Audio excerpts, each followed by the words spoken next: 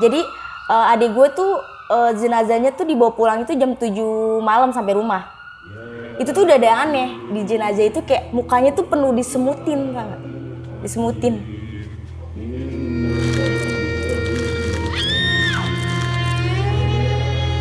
Semutnya jadi menuin muka?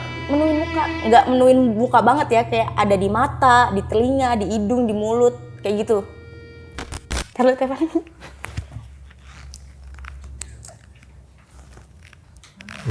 Ambil tisu.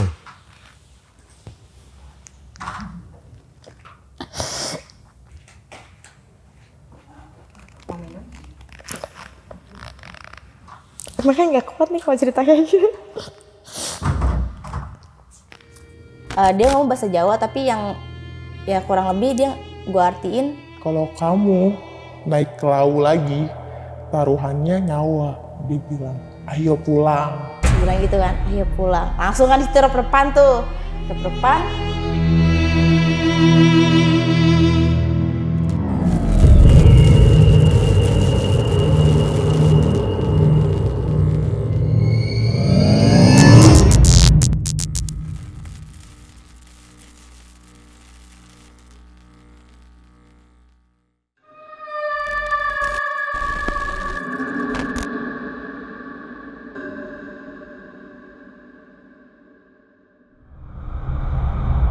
Om Mamat, obrolan malam Jumat. Kembali lagi bersama gue Fajar Ditya, kali ini di Om Mamat Season 4. Ketakutan terbesar adalah dirimu sendiri.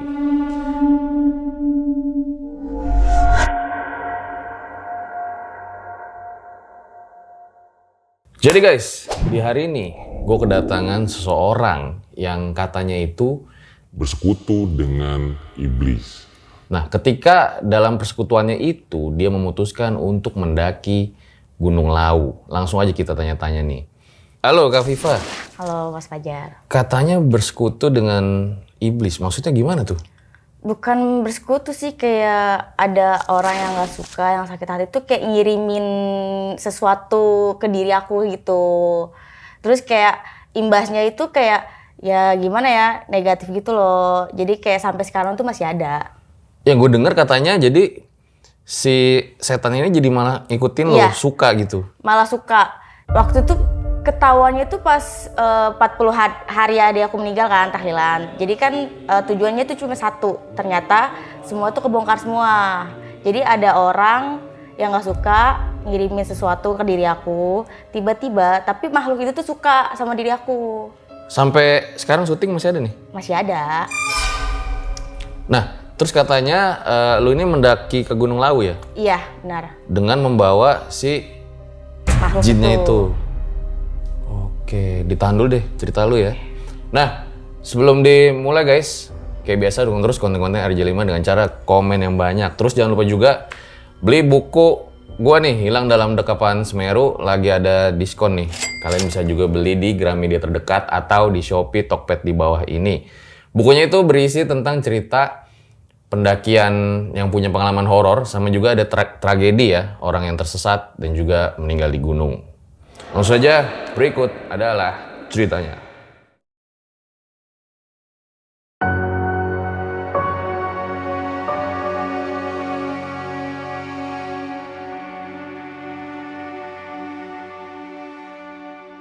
Ya Kak Viva, boleh diceritain awal mulanya kayak gimana? Awal mulanya itu kayak sehari-hari ya, kayak udah ngalamin hal-hal yang ganjil, kayak udah sering lihat sosok yang gede, tinggi besar. Tapi nggak tahu itu sosok apa, gitu kan. Sering banget tuh tiap malam. Tiba-tiba adik aku sakit kan. Itu sakitnya itu terbilang sebentar lah, cuman hitungan hari doang. Adik sakit. Nggak lama dari sakit itu, kalau sakit itu kayak sakit biasa, kayak demam, riang gitu pada umumnya. Tapi kok makin kesini kok makin aneh sakitnya, makin gak wajar gitu. Dibawa ke rumah sakit. Di rumah sakit itu kayak cek itu emang dia tuh punya penyakit bawaan dari lahir gitu kan. Itu dicek, dirawat 2 hari, akhirnya pulang. Tapi kok pas pulang itu makin aneh. Nggak kayak, biasa kan orang pulang rumah sakit sehat lah ya kan, agak seger badan. Ini enggak, kayak hawanya tuh lihatnya tuh kayak dia pasrah aja. Jadi tuh pas dia pulang 2 hari selanjutnya kan harus kontrol ke rumah sakit kan. Sebelum jadwal kontrol itu tiba-tiba dia pingsan. Itu jam pagi-pagi, jam 3 pagi. Gue mesen Grab dong. Nyokap gue udah panik di situ, udah pesenin Grab ke rumah sakit sekarang. Jadi kan rumah gue kayak ada gang gitu kan, keluar gang dulu kan. Jadi nggak bisa mobil masuk tuh sampai depan rumah, nggak bisa, harus keluar gang dulu. Gue nungguin Grab di situ. Tiba-tiba gue ngeliat itu tuh sosok itu lagi gede, tinggi. Gue nggak lihat mukanya tuh kayak apa, kayak bayangan gede tinggi gitu, kayak lagi berdiri, natap. Terus sama kuntilanak di atas pohon. Kata gue, aduh sialan, ditongolin lagi. Gue balik nih Grabnya udah sampai nih, udah mau sampai. Ayo, udah mau sampai Grabnya. Abang gue tuh langsung gotong adik gue gitu kan ke mobil. Pas dia itu, gue nggak ikut rumah sakit. Dia itu sampai rumah sakit itu sekitar jam 5 pagi tuh. Jam 5 pagi tiba-tiba koma di rumah sakit sampai jam 6 sorenya meninggal. Udah ngurusin semuanya, akhirnya datanglah, singkat cerita 40 hari. 40 hari itu. Sebentar, adek lu umur berapa? 14 tahun. Cewek? Cowok. Merasa kehilangan pada saat itu? Iya, merasa kehilangan banget. Terus singkat cerita 40 hari datang lah, ya kan. Sebelum 40 hari. Jadi adik gue tuh jenazahnya tuh dibawa pulang itu jam 7 malam sampai rumah. Itu tuh udah ada yang aneh. Di jenazah itu kayak mukanya tuh penuh disemutin, tau gak? Disemutin.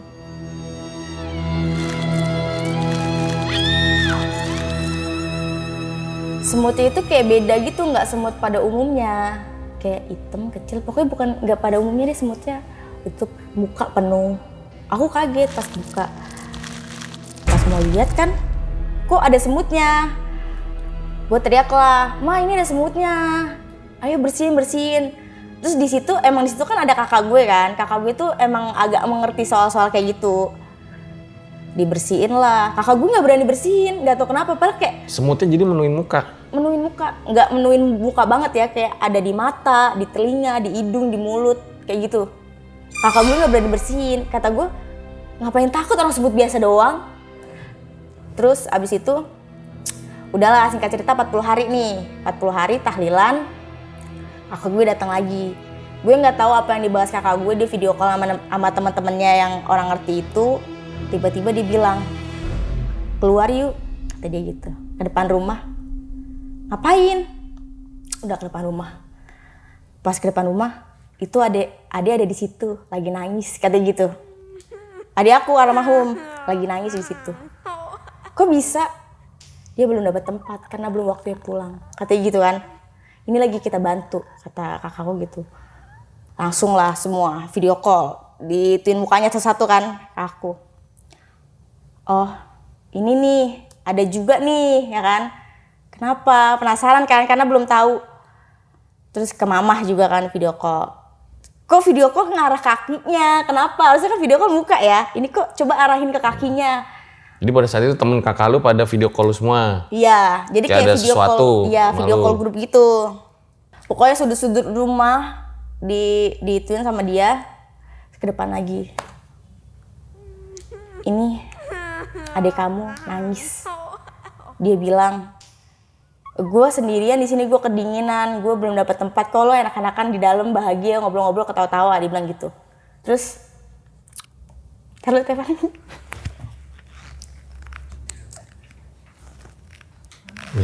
Ambil tisu.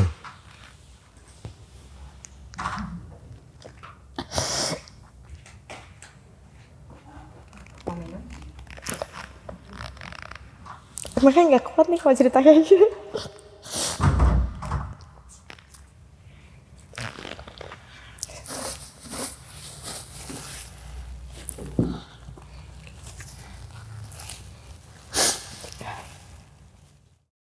Ya guys, Viva sampai nangis kejer banget tadi ya. Sayang banget sama adenya ya? Gimana ya? Karena dari kecil bareng gitu kan. Udah emang tinggal bareng terus nurut. Jadi kayak kalau apa-apa tuh nyuruh dia. Kayak tiba-tiba meninggal tuh kayak rasanya sakit banget gitu. Kayak gimana sih kehilangan orang yang paling kita sayang tuh kayak gitu. Bener-bener tuh. Jadi kayak masih ada perasaan kok ninggalin gue cepet banget iya, gitu. kayak gitu. Kayak kalau cepet banget sih, gue belum bisa bahagiain lu kayak gitu kan. Terus akhirnya pas dibilangin dia tuh belum dapat tempat karena belum waktunya dipanggil katanya gitu. Jadi kan gue kayak pas di rumah tuh semua tuh kayak ngenes gitu loh. Terus akhirnya kakak gue bilang, ini tuh ada yang ngerjain. Jadi ngincernya itu nyokap gue, karena nyokap gue kerja, dia kerja nginep, yang di rumah cuman gue, adik gue, sama abang gue tuh.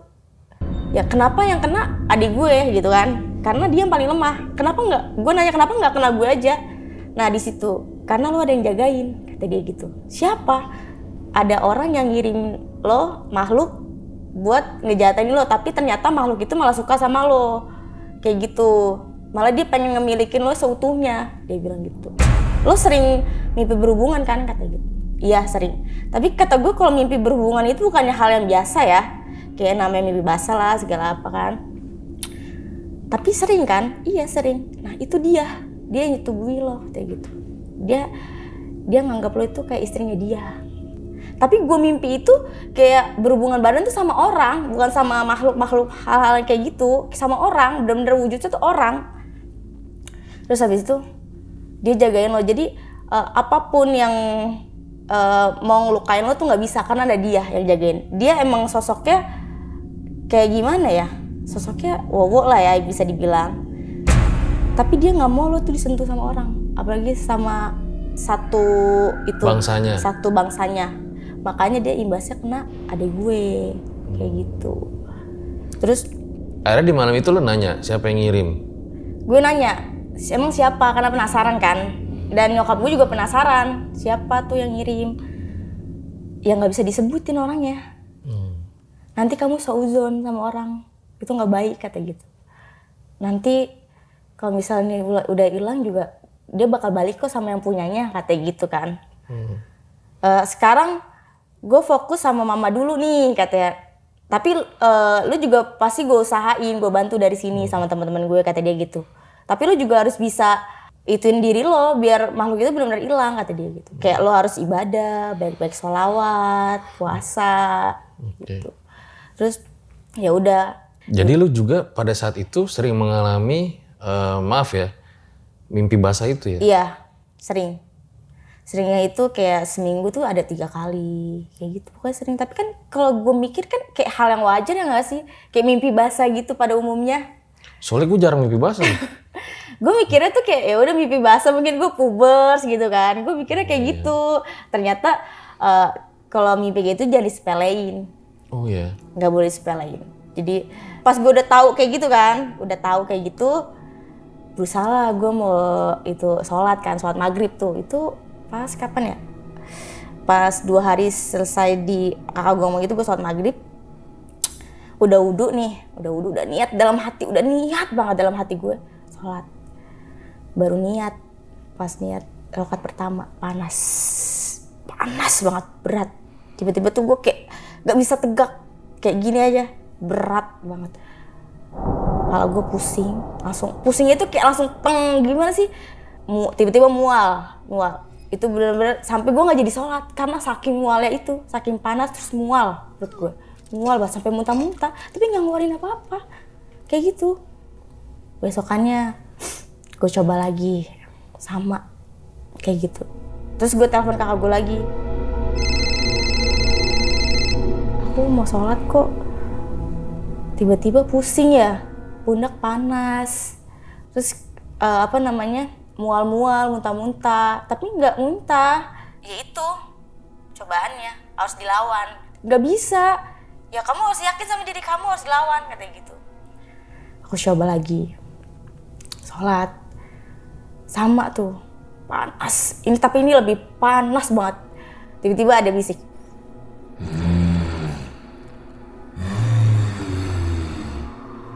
Aku jadi langsung merinding sendiri kan di rumah, kayak astagfirullah apaan lagi. Jadi gak jadi sholat tuh karena takut suara itu, gak jadi sholat lagi, kayak gitu. Singkat cerita, aku lagi scroll Instagram nih kan. Iya ada open trip nih ke Lawu. Pengen liburan lah. Ya pengen healing lah ya kan, Healing. karena stres banget di rumah kan, karena banyak banget masalah. Ke Lawu kali enak ya. Coba juga, kayaknya Lawu bagus nih. Akhirnya ada tuh salah satu Instagram, Aldi nih yang ikut naik bareng juga. Terus aku DM, minta nomor HP-nya. Terus harganya berapa? Langsung lah di situ. Oke, berarti tanggal segini. Jadi lu DM si Aldi. Iya, gue Si DM. Aldi bales. Bales. Kasih gratis buat lu. Enggak lah. Terus? Terus akhirnya itu kan harusnya kita itu naik tanggal 11. Kita berangkat dari Bekasi tanggal 11 kan. Karena si Aldi ada halangan kakinya sakit jadi diundur sampai tanggal 18. Nah di awal itu tanggal 11 tuh gue menggebu-gebu banget pengen ayo cepet ke gue pengen naik Lawu nih kayak gitu kan, kayak udah excited banget gak sih, kayak buruan, kayak udah prepare barang. Terus tiba-tiba Aldi bilang undur ya tanggal 18 kaki gue sakit kata dia gitu. Ya udah nggak apa-apa undur. Dan mendekati tanggal 18 kayak gue tuh kayak tiba-tiba pelin-pelan gitu. Kayak naik gak ya, kayak udah nggak ada hasrat buat mau naik gunung gitu. Naik gak ya, gak naik tapi gue udah bayar. Naik juga kayak perasaan gue nggak enak, perasaan gue tuh bener-bener gak enak banget di situ. Kayak setengah hati, yang tadinya sepenuh hati pengen naik, tiba-tiba setengah hati, mungkin bisa dibilang seperempat hati ya.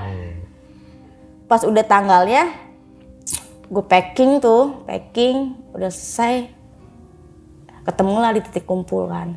Gue titik kumpulnya Bekasi waktu itu, neponya. Berangkat, gak ada apa-apa, masih kayak udah biasa.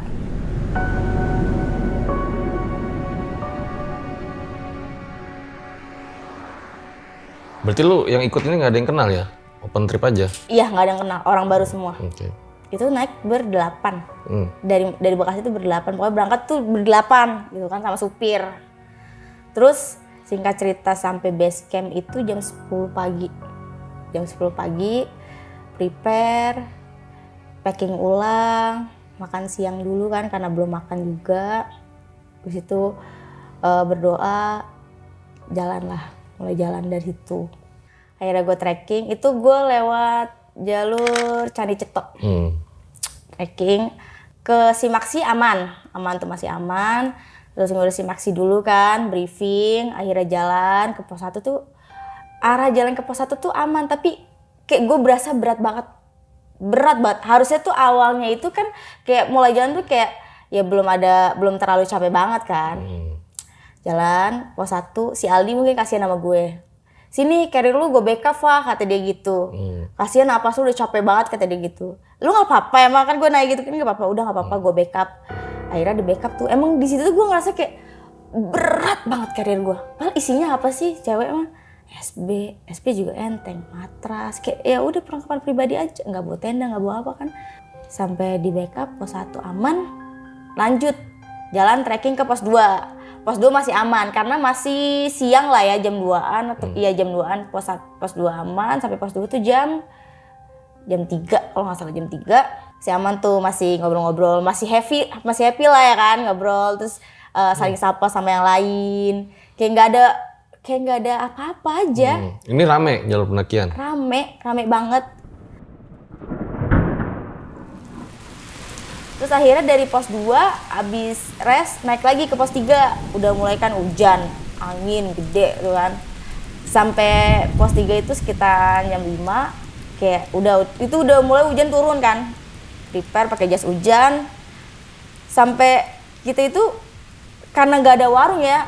Gue tuh nggak tahu kalau di Lawu itu jarang ada warung. Gue kira tuh Lawu itu sama kayak gede. Tiap pos tuh ada warung berjejeran, ternyata nggak ada.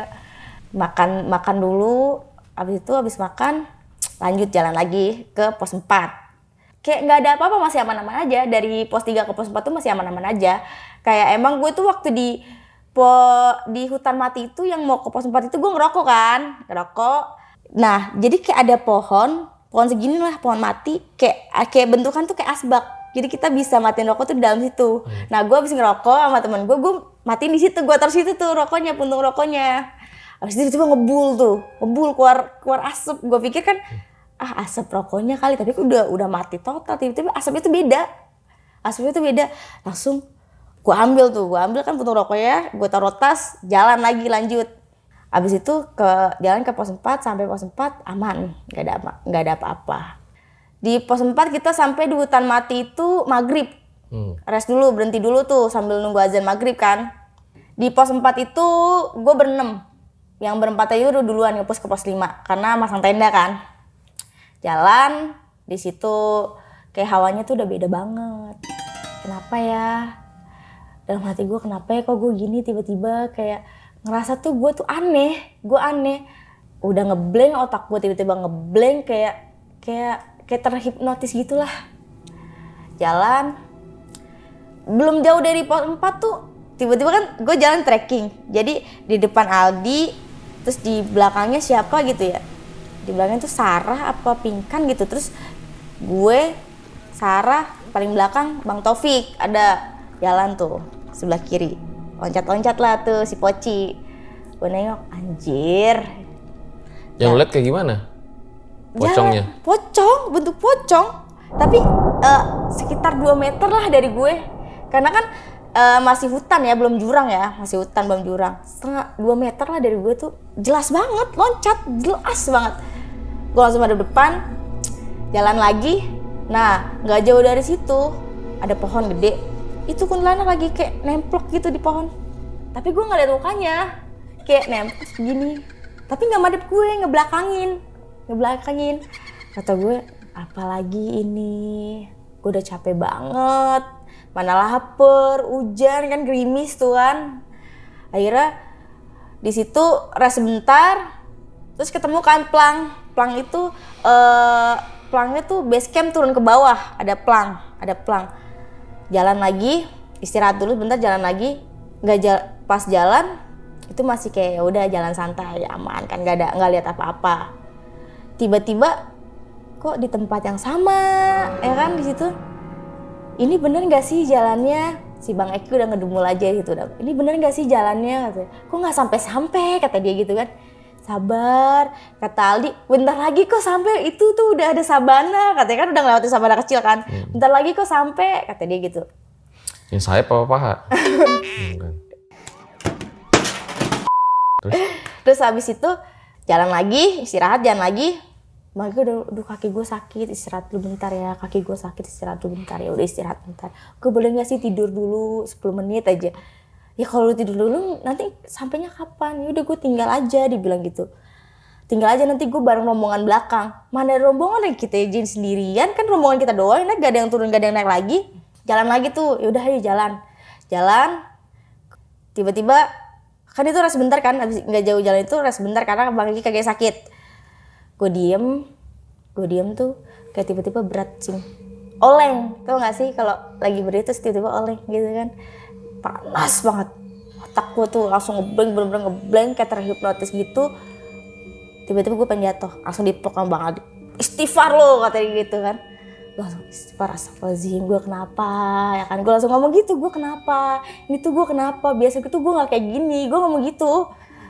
Tiba-tiba kayak gue tuh beda aja gitu. Gue menurut diri gue sendiri tuh gue beda, gak kayak biasanya. Akhirnya istirahat tuh, jalan lagi. Abis jalan, rest. Aldi nengok ngomong, berdiri. Katanya di belakang gue, pas gue ngeblank itu pas gue oleng gitu kan. Pas Aldi nepok gue itu, di belakang gue ada sosok di belakang. Katanya hitam, tinggi gede. Bisa dibilang genderuwo lah. Nah gue gak tahu itu bawaan gue atau yang di situ, gue gak tahu. Akhirnya jalan, ketemu plang lagi, base camp turun ke bawah.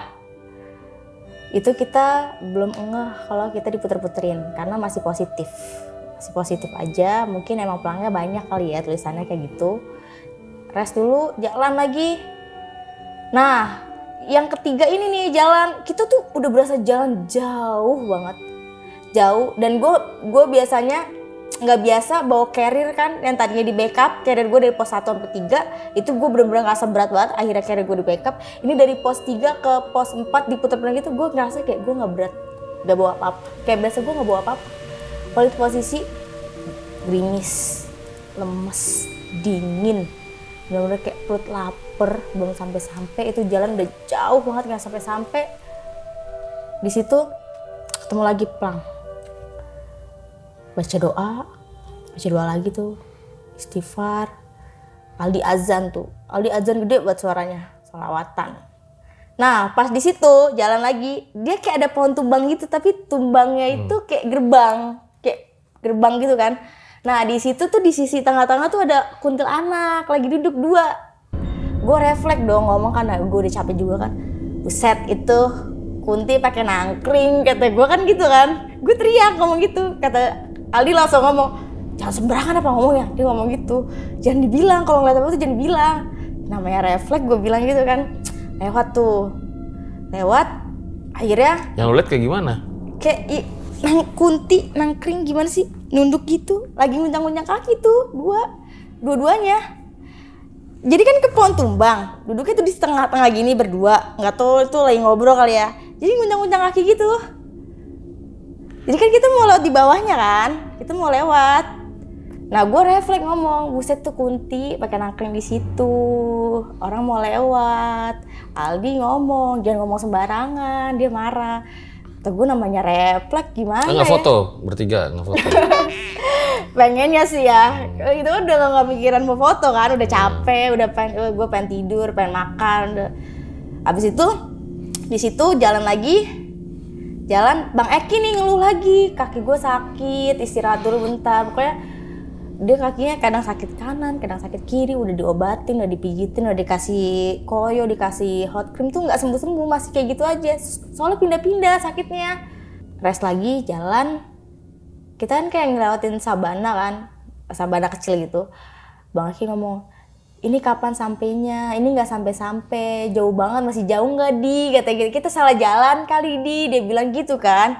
Udah jelas tadi kita diputer-puterin, pakai ngomong salah jalan lagi, enggak kok. Aldi bilang, Aldi udah optimis, enggak kok, dikit lagi nih. Tikungan gitu kan, nanjak tikungan dikit lagi nih, di atas tuh udah kelihatan katanya gitu kan, lampu tenda katanya dia gitu, headlampnya udah kelihatan. Jalan lagi, emang nggak jauh dari situ tuh kita udah dengerin kayak orang lagi bikin tenda lah. Pas mau sampai, Bang Eki ngeluh lagi, bisa nggak sih istirahat sebentar, kata dia. Gue capek banget, kaki gue sakit. Dia bilang gitu, ya udah istirahat sebentar. Akhirnya udah istirahat, dia bilang lagi, gue boleh nggak tidur 10 menit aja, kalau nggak gue ditinggal nggak apa-apa. Dia bilang gitu, gue ditinggal nggak apa-apa, nanti gue bareng rombongan lain di belakang.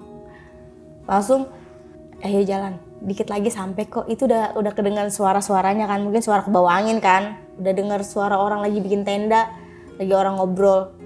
Tapi gue boleh tidur nggak? Udah nanti aja tidur di tempat camp, lebih enak, lebih nyaman.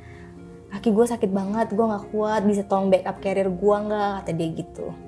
Akhirnya di backup tuh, si Aldi kan emang udah capek banget kan, di backup tuh. Lu Taufik masih kuat gak? Kuat, backup carrier Eki dong.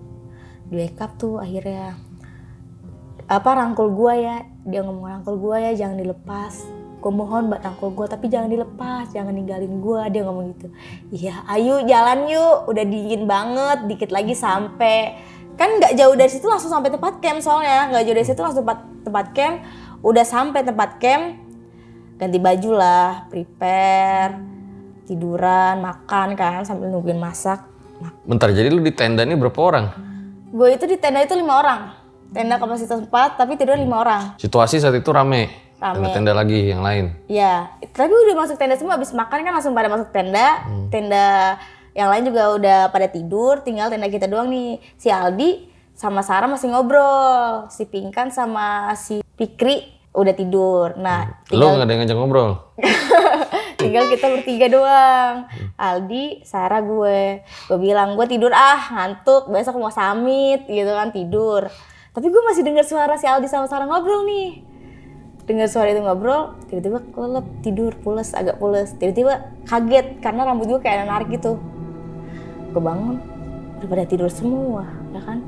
Siapa yang jambak? Gue langsung tidur lagi, langsung tutupan ASP.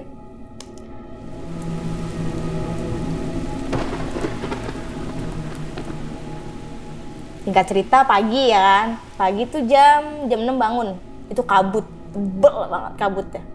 Terus gue bilang samit gak ya? Tapi udah jauh-jauh masa nggak samit, kata gue gitu. Ayo samit yuk. Ya udah ntar nunggu kabutnya tipis dulu, ini soalnya tebel banget, terus gerimis juga kan. Akhirnya nunggu kabutnya tipis sambil prepare. Gue ngajakin ayo di samit. Enggak lu aja katanya, gue sini mau masak biar lu turun katanya, biar lu pada makan kata dia gitu. Akhirnya jam 8 ada pendaki tuh lewat. Ayo mas samit, mas mau samit bareng dong. Terus Aldi bilang titip dong temen gue bang katanya gitu, mau samit tuh berlima. Gue, Sarah, Pinkan, Mas Taufik sama Mas Bambang, berlima tuh gue samit. Terus sama yang pendaki itu gue nggak tahu dari mana, dia berlima juga, jadi total bersepuluh kan. Jalan pas mau samit tuh aman kan, pas briefing tuh dibilang kalau pas pintu masuk Pasar Dieng kalau kabutnya tebel banget berhenti dulu, jangan masuk ya kan. Nah di situ gue lupa, jalan biasa sebelum masuk Pasar Dieng tuh aman-aman aja, kayak udah jalan. Tapi emang kabutnya tuh tebel banget kan. Nah sebelum sampai Pasar Dieng tuh kayak ada trek jalan setapak tuh kayak kanannya, kirinya itu jurang tuh, kanannya itu kayak hutan gitu kan. Nah si Pinkan tuh kencing di situ. Gue kira ini ada sumber air, gue kira gitu karena ada air kan ngalir ke trek.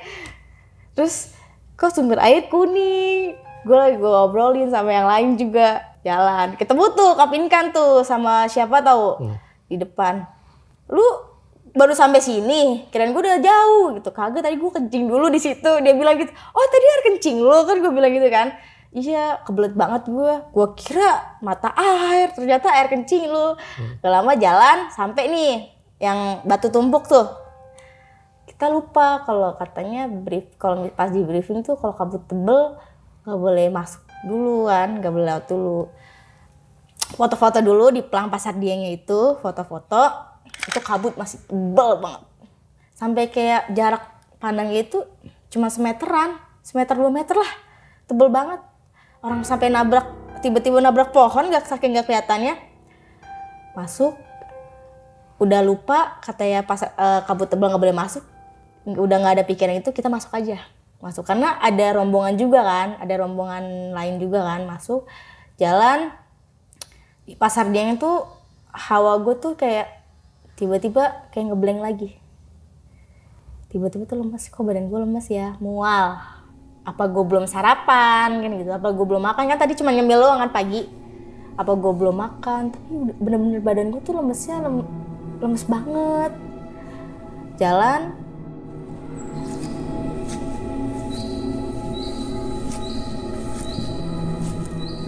singkat cerita itu gue nggak ngeliat apa-apa sampai di Boyem. Sampai di Boyem, makan dulu kan, makan pecel dulu, ngeteh dulu. Pas gue kan ketemu sama teman-teman gue tuh, tapi dia beda jalur. Dia lewat Cemoro Sewu. Kalau gue lewat Cetok. Gue ketemu di Boyem sama dia. Kayak ya udahlah, kayak ketemu namanya temen lama gitu, ketemu kayak gimana sih, kayak seneng gitu kan. Akhirnya, ayo puncak yuk, puncak. Ayo puncak.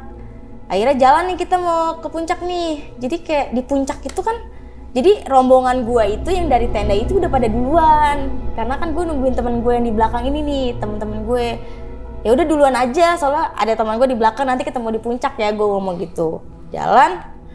Gue jalan, kok teman-teman gue yang di belakang lama banget. Gue sendirian pas di sini. Mana udah nggak ada ya pendaki turun lagi sama naik. Bener-bener gue sendirian. Kata gue udah feeling dalam hati gue udah bilang, gue takut kayak yang tadi disasarin. Gue udah bilang gitu, kok gue takut ya. Gue teriak nama temen gue kan. Kok nggak ada sautan, kata gue. Apa masih jauh? Ini pilihan gue satu, antara gue naik apa gue turun lagi nyamperin temen gue. Tapi ya udah gue naik aja kali ya, kalau turun lagi gue capek, ntar PR lagi, naik lagi. Gue naik, ketemu tuh kayak lahan kosong itu, kayak buat nabun, tau gak sih? Kayak lahan kosong kan naik, kayak ada tempat kayak lahan kosong gitu, kayak ada bangunan. Nah, terus ada bakaran sampah kan. Gue lihat kok ada kuburan di situ. Hawa gue udah bener-bener, enak banget nih. Gue teriak lagi manggilin temen nama gue, kagak ada yang teriak. Tapi gue denger suara orang di atas sampai dikit lagi puncak sampai. Gue jalan, gue ambil kanan, gue naik, ada percabangan lagi. Oh itu tuh udah kelihatan kan tugunya itu kan. Itu tuh, gue naik ketemu lah tuh sampai puncak akhirnya. Foto-foto dulu, ngopi dulu kan, foto-foto, sebat. Udah selesai turun, kan lewat tempat yang ada bangunan kecil gitu kan. Perasaan tadi gue liat di sini tabunan sampahnya masih ada, tapi gue liat sini perasaan ada makam kok nggak ada. Di situ kata gue, halu kali ya, firasat gue tuh udah halu kali, pikiran gue udah ke trigger yang semalam karena diputar-putar di situ. Gue mikirnya gitu. Jalan turun.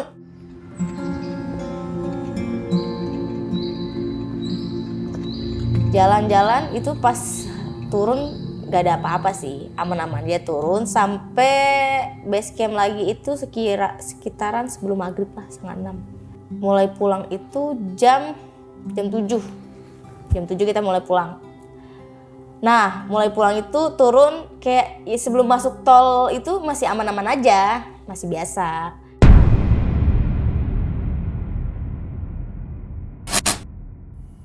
Buat kalian yang punya pengalaman horor nyata, bisa kirim cerita kalian ke email RJ5 atau DM Instagram RJ5.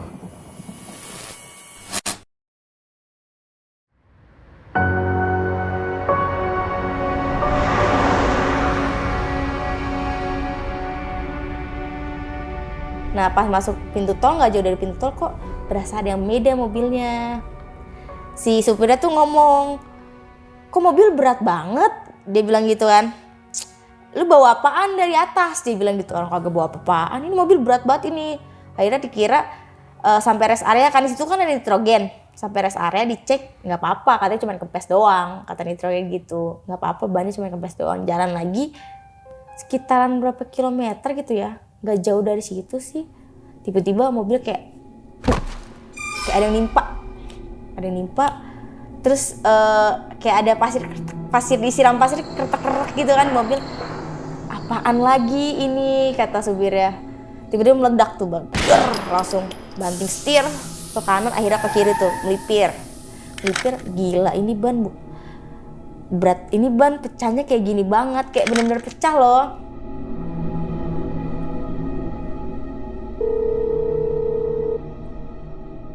Akhirnya di situ nelpon jasa marga.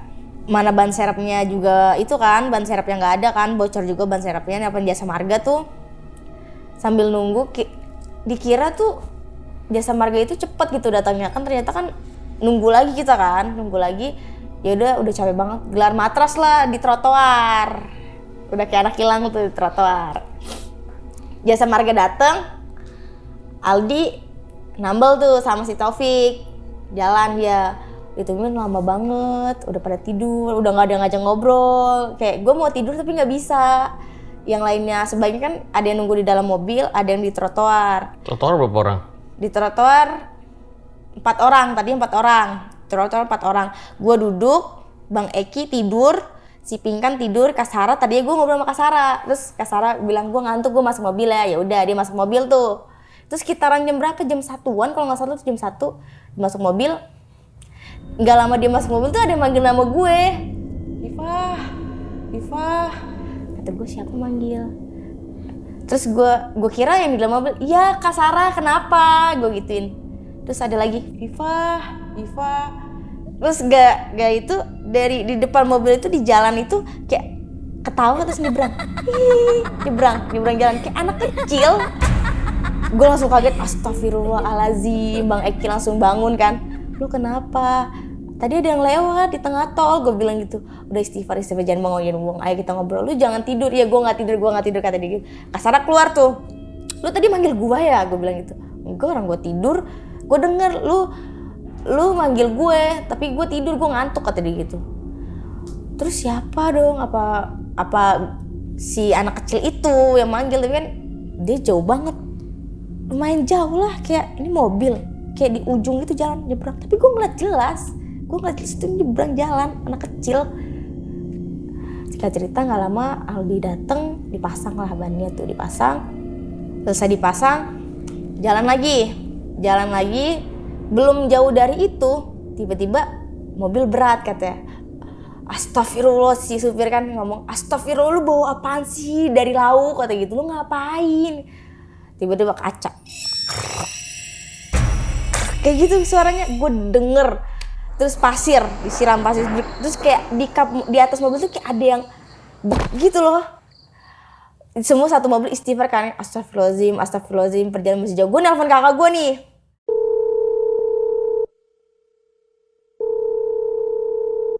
Ini aku mau pulang, masih di tol, tapi kayak ada yang ganggu gitu.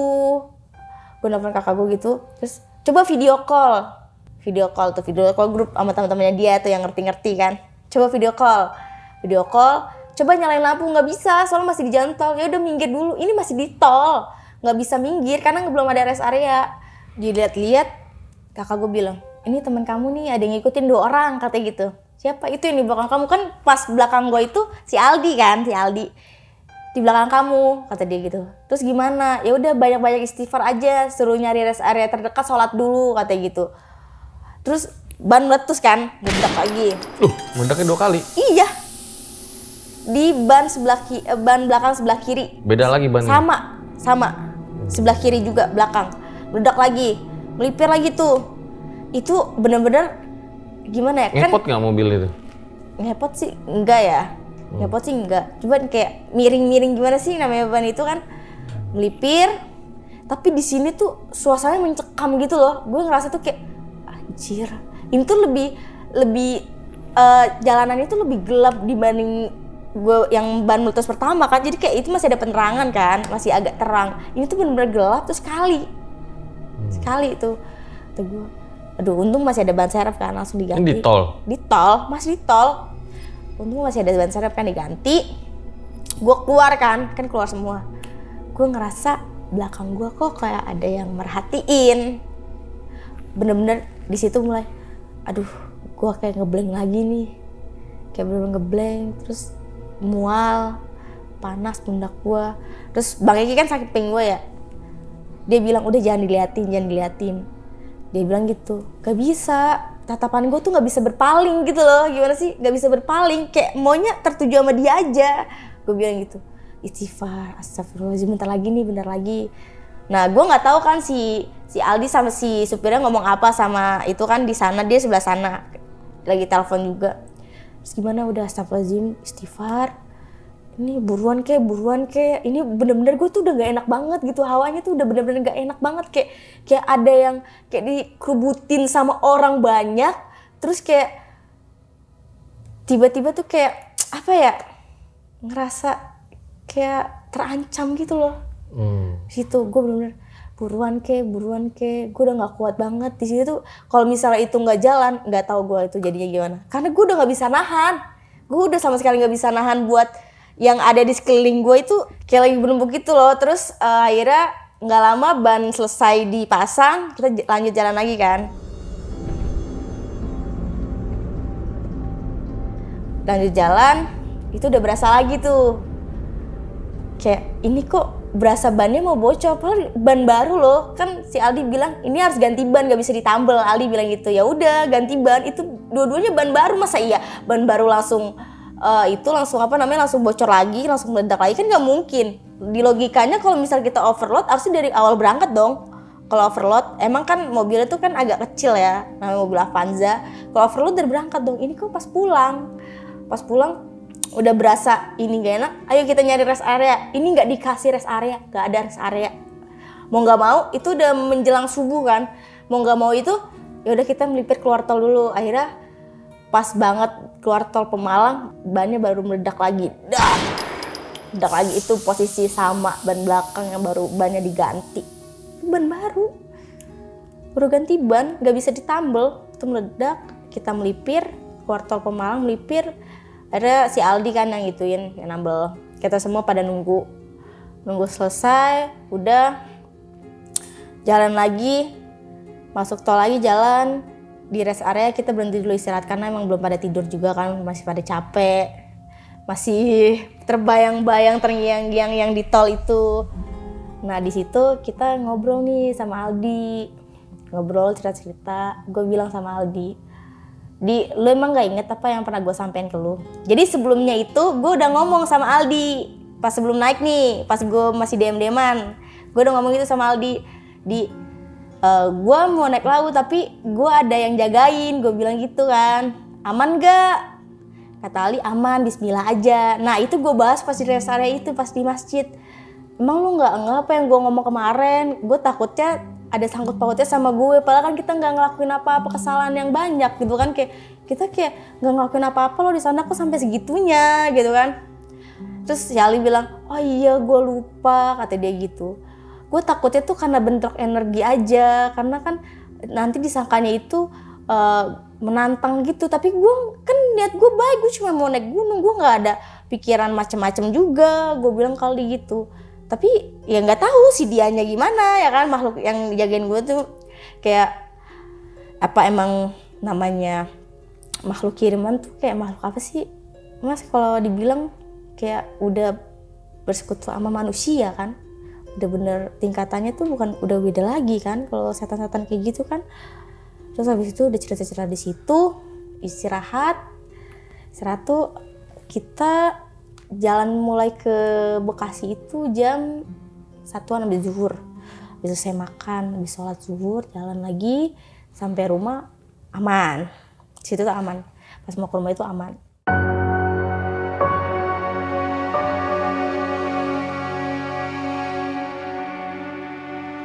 Nah, gue sampai rumah itu jam 4 sore. 4 sore itu gue langsung tidur dong karena udah capek banget kan. Mandi, tidur. Gue dimimpiin. Jadi rumah gue itu gue ituin dulu ya, rumah gue itu sebelah kanannya pohon pisang, sebelah kirinya makam. Jadi di mimpi itu gue kayak lagi jalan keluar, lagi ngerokok di dekat pagar, terus ada nenek-nenek bawa bakul, nenek-nenek. Terus dia ngomong gini, pengen pulang, kata dia gitu, sambil senyumnya itu senyum tipis tapi serem. Gimana sih, kayak ngancem gitu, pengen pulang dia bilang pakai bahasa Jawa. Terus udah kayak ya udah gue antepin aja, tapi itu kayak nyata gitu loh. Gue tuh kayak bener-bener gue lagi jalan, terus gue lagi ngerokok bener-bener kayak gitu, padahal cuma mimpi ya. Besokannya gak ada apa-apa, besokannya gue tidur lagi. Nah gue mimpi lagi, dia posisinya sama. Nah gue mimpi juga sama, kata-katanya dengan sama, pengen pulang, dia bilang gitu. Neneknya kayak gimana? Neneknya kayak ya nenek, bedanya dia bawa bakul bungkuk gini. Tapi senyumnya itu gimana sih, senyumnya itu serem banget. Dia senyum tipis tapi serem banget. Sampai aduh, apaan lagi sih ini, bangun tidur kan. Nah mimpi yang ketiga kali tapi dengan posisi yang berbeda. Nggak tahu itu gue mimpi atau emang gue tidur ayam ya kan. Dia nenek itu di pintu kamar gue. Ayo pulang, dia bilang gitu. Ayo pulang. Lah pas abis dia ngomong ayo pulang, gue rep-repan. Gak tau ya gue rep-repan itu yang nindiin si nenek itu apa si Wawa itu, gue nggak tahu. Abis itu gue rep-repan. Anjing, apaan lagi sih ini? Itu udah jam 12, pokoknya jam 12-an. Gue kan karena tidur dari sore ya, jam 12 itu gue kebangun karena mimpi itu. Kata gue, apa lagi sih? Gue ngelakuin apa gara-gara si Wawa ini? Tapi kan gue gak ngapa-ngapain di sana. Lu balik tinggal balik, ngapain ngomong sama gue pengen pulang? Aku bilang kayak gitu, kata gue.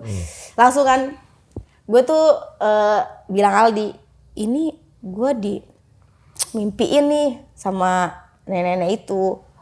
Dan nenek itu yang Ali ceritain juga, yang dia lihat pas di trek, tapi gue nggak ngelihat sosoknya itu apa. Oh ya, neneknya itu dia kayak ya nenek pada umumnya lah, bongkok. Tapi bajunya itu kayak ya kain, tapi kalau misal bajunya itu gue nggak ngeh karena dia kan gendong bakul ya, jadi gendong bakulnya itu kayak diikat kayak kain gitu loh, pakai kain batik gitu.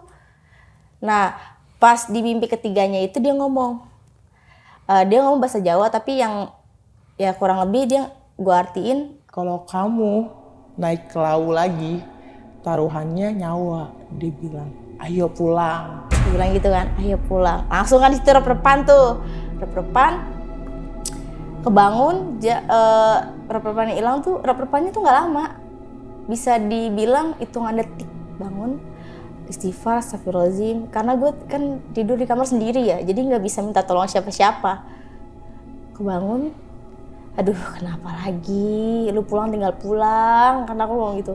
Terus udah tuh, jadi kan kebangun udah nggak bisa tidur lagi dong, udah kayak gitu. Itu jam 12 malam. Jam 12 malam itu gue nyeduh kopi lah, mau ngopi. Oh udah ngopi aja lah di luar, di depan rumah. Ngopi, ngerokok, tiba-tiba genteng, di atas genteng. Nggak tahu itu apa, kata gue kucing kali kan, kucing. Ya kan kalau orang kayak gitu kan kucing kan. Ayam kukuruyuk, kan emang ada ayam kan. Kata gue ini suara ayam, ada yang bunting kali ya perawan. Kan biasanya kalau orang dulu itu kan bisa diperumpamaan kalau misalnya ayam berkokok tengah malam tuh berarti ada yang bunting ya kan. Gitu. Terus kok hawanya udah beda. Udah biasa gue ngopi kan biasa aja, walaupun sendirian hawanya udah beda. Udah kelar, masuk tidur lagi. Tidur, kasur gue mendung sebelah nih. Aduh, apaan lagi bisa mendung gini. Langsung gue ngetok-ngetok kamar emak gue. Mah, lu tidur sini ya, gitu. Kenapa? Takut, bilang. Orang tidur di situ. Itu kamar nyokap itu kayak penuh gitu loh.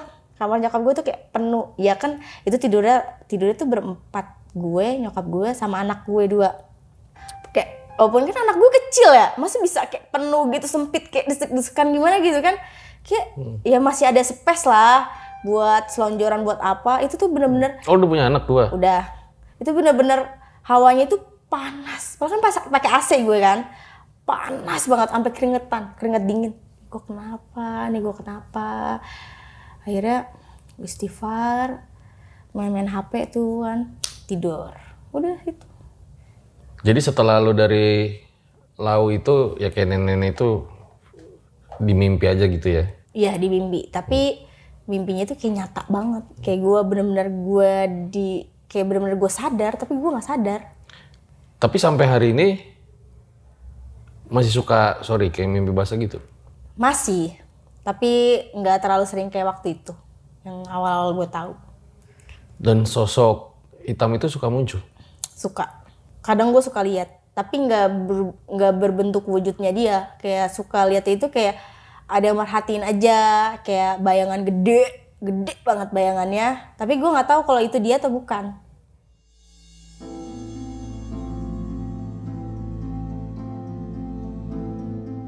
Jadi setelah gue turun di Lau itu, di rumah gue tuh banyak banget kejadian-kejadian yang ganjil. Kejadian-kejadian yang bisa bilang serem lah ya. Tapi menurut gue enggak. Kayak waktu itu pernah nyokap gue itu malam-malam jam 1 ada yang ngetok pintu. Nyokap gue cerita ke gue. Ngetok pintu, pas dibuka nggak ada orang. Dipikir kan adik gue kan emang suka pulang pagi gitu kan. Ternyata nggak ada orang. Pas lagi pernah waktu itu tuh nyokap gue ngeliat di kamar mandi. Di kamar mandi dikira gue lagi mandi. Gue nggak nutup pintu. Ada orang berdiri. Kata gue, lah orang nung di kamar kok nggak ngapa-ngapain. Kok di kamar mandi ada orang? Itu kejadian sore loh. Sore. Terus ada lagi. Maksudnya gimana? Lu lagi mandi? Jadi nyokap gue lagi di dapur. Kan dapurnya itu, ini kamar mandi, ini dapur kan buat masak. Jadi nyokap gue lagi di dapur, pintu kamar mandi kebuka itu ada orang. Mandi? Iya. Ada orang lagi mandi, dikiranya gue. Padahal gue gak lagi mandi, gue lagi di kamar, lagi main handphone. Dikira nyokap gue. Kan dia langsung ngomong, lah bukannya lagi mandi? Enggak, orang lagi di kamar. Gitu. Terus ada lagi, pas malam-malam jam 12, ya jam 12 malam. Katanya nyokap gue emang pintunya ditutup, pintu rumah ditutup karena gue di kamar gue tutup. Biasa kan kamar gue buka kan, itu kamar gue tutup. Nah jendela yang arah keluar kan emang jarang ditutup kan hordingnya, jadi nembus. Kalau lihat keluar tuh nembus. Nyokap gue bilang, itu teman kamu di luar ngapain? Nungguin kamu, itu temennya samperin. Lah apaan jam segini, teman siapa? Orang gak ada siapa-siapa, itu di depan, coba lihat deh. Tanya nyokap gitu. Pas gue lihat, apaan orang lu gak ngajak temen kesini kok? Udah malam juga mau kemana, gak ngajak siapa-siapa, itu di depan lagi nungguin. Katanya nyokap gue ngeliat cewek duduk. Jadi kan kayak di depan itu di teras itu kayak ada bangku 2 sama meja. Jadi dia lagi duduk di pojokan. Kata nyokap gue, pakai bajunya biasa. Pakai baju biasa. Tapi nyokap lu pernah lihat yang sosok hitam gede itu? Nyokap gue sering lihat. Nyokap lu sering lihat? Nyokap gue sering lihat. Tapi kata nyokap gue ya udah, namanya orang tua kalau ngelihat sih gimana sih nggak terlalu parno gitu, ya udah mungkin lagi. Ngeliatnya di kamar lu? Di mana aja? Di mana aja? Pindah-pindah. Jadi nggak stay di situ aja. Soalnya kakak gue itu pernah bilang, makhluk ini tuh bakal ngikut kamu kemana aja. Mau kamu pergi sejauh apa, makhluk itu bakal ngikut. Karena dia nggak mau lepas. Kan kakak gue udah pernah bilang gitu. Jadi ya mungkin laginya di ruang tamu, di kamar, kadang di kamar nyokap gue juga ada. Kayak gitu. Oke. Sorry, lu muslim ya? Muslim. Kalau umroh ikut juga nggak? Kayaknya sih intil sih ya. Jadi sampai hari ini masih justru kejadian-kejadian horor itu terjadi di rumah lu ya? Masih sampai sekarang. Tapi namanya udah sering kejadian kayak gitu, kayak udah terbiasa aja sih. Kayak gitu. Tapi jujur nih, dengan lo tahu ada hantu yang suka sama lu nih, walaupun tadinya dia kiriman, lu itu seneng apa enggak? Jangan dijawab dulu, bakal di closing.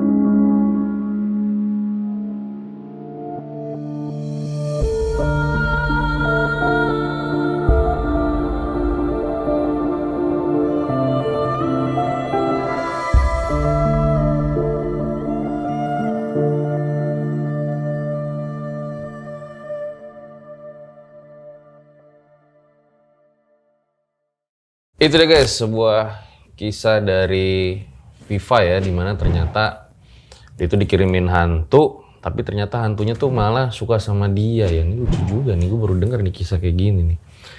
Nah, lu tuh sebenarnya menurut lu hantunya itu mengganggu apa justru lu malah kayak ada, kayaknya gue seneng deh sama hidup kayak gini gitu? Tadinya gue pernah berpikir kayak gitu. Malah gue pernah berpikir kayak gitu. Tapi kakak gue bilang itu ini harus dilepas. Karena ada imbas buruknya ke kamu juga. Walaupun kamu dijagain juga sama dia, tapi kan ada imbas buruk ya. Entah rezekinya, entah jodohnya, entah apanya. Pokoknya ada imbas. Tadinya lu seneng? Tadinya seneng. Seneng karena? Karena ada yang jagain. Gue berasa ada yang jagain gue nih, gitu. Tadinya, tapi gue pikir juga, kadang gue ada rasa nyaman, kadang enggak. Kayak gitu. Kadang gue nyaman di posisi gue sekarang, kadang enggak. Kayak orang stres gimana sih? Kayak gitu. Kayak tiba-tiba, mungkin karena gue udah terbiasa ngeliat hal-hal kayak gitu, kayak udah biasa, tapi kadang ada rasa takutnya juga. Takut karena kebawa. Tapi gue tadi denger juga gak tahu nih bener apa enggak ya. Justru lu udah kayak gak suka sama cowok lagi gitu? Bukannya gak suka sama cowok sih, kayak gak tertarik aja. Gak tertarik? Gak tertarik. Kayak udah, cowok sama aja gitu. Semenjak kejadian itu apa? Sebelum kejadian itu sih. Sebelum lu tahu? Sebelum gue tahu. Itu udah mulai? Udah mulai. Kayak udah gue biasa aja, kayak gak tertarik. Walaupun lu kayak gimana juga, kalau setelah gue gak tertarik tuh udah gak ada hasrat gimana sih. Kayak gitu. Menurut lu ada impactnya gak? Gara-gara lu disukain sama jin itu? Kayaknya sih ada ya. Kayaknya. Soalnya juga pengen nyoba ruqyah gitu? Udah.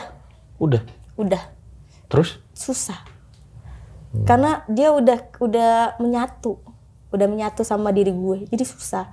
Kakak gue bilang tuh ini bisa dihilangin tapi susah. Jadi dari sana bantu, dari diri gue juga harus ngebantu. Nah dari diri gue nya itu kayak niatnya tuh masih setengah-setengah, kayak gitu. Kayak gue kadang ada rasa nyaman, kadang gue ngerasa nggak nyaman, kayak gitu. Jadi kayak kadang gue bener-bener udah niat dalam hati pengen ngelepasin, pengen kayak ibaratnya gue pengen perbaiki ibadah gue lah. Kayak tiba-tiba ada aja gangguannya. Kayak yang tadi gue sholat, tiba-tiba pundak gue panas, gue mual-mual.